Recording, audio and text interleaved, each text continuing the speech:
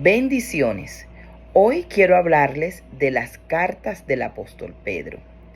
Las cartas del apóstol Pedro fueron escritas con el propósito de enseñar a los cristianos a enfrentar la persecución que en esos momentos estaban viviendo.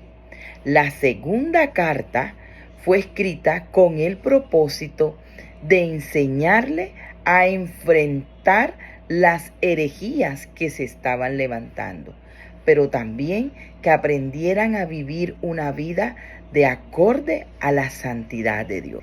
El autor de estas cartas aparece como el apóstol Pedro. La primera carta de Pedro fue escrita entre el 62 y el 64 después de Cristo. Y la segunda fue desde el 65 al 66 después de Cristo.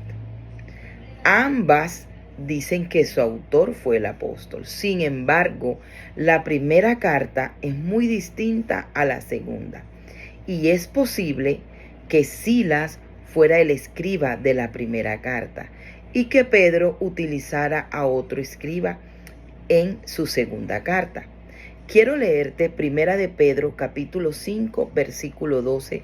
La primera parte dice: les escribí y envié esta breve carta con la ayuda de Silas. Dice que esta primera carta fue escrita probablemente al final de la vida del apóstol y se piensa que fue arrestado, juzgado poco después de escribirla.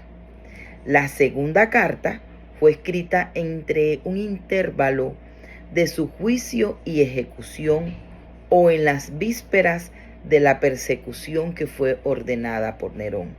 Primera de Pedro 15:13 dice que en Babilonia fue el lugar donde se escribió esta carta. Los destinatarios de esta carta, pues se dice que Primera de Pedro está dirigida a los creyentes que están en el norte de Asia Menor, que sufrían en medio de una intensa persecución. Y la segunda está destinada a todos los cristianos que compartían la fe en Cristo Jesús. Bendiciones.